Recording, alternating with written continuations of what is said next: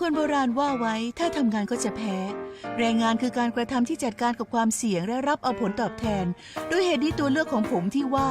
แต่งงานแล้วยึดอาชีพพ่อบ้านโดยไม่ทำงานจึงเหมาะสมมากและยังถูกต้องสมบูรณ์แบบอย่างที่สุดดังนั้นการทัศนาอาชีพศึกษาในครั้งนี้ผมจึงขอเลือกอยู่บ้านตัวเองอันเป็นที่ทำงานสำหรับสามีภรรยาที่ทำงานนอกบ้านรู้ไหมว่าฉันอยากจะพูดอะไรคงรู้ละสินะ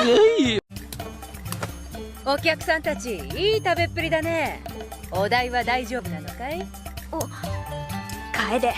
また財布を落としたりしていないだろうなもう中佐様ったら心配性なんですからほらちゃんとここに持ち合わせだって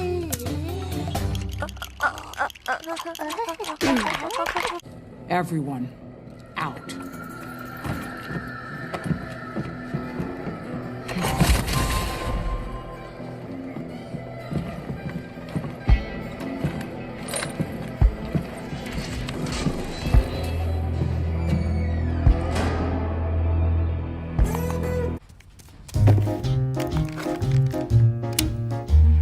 I'm just a gigolo, and everywhere I go.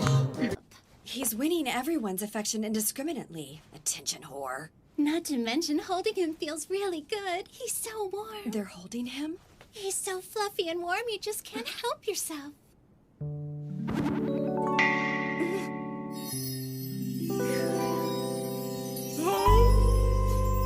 I'm increasing his punishments. Miss Natsuno? Hey! お前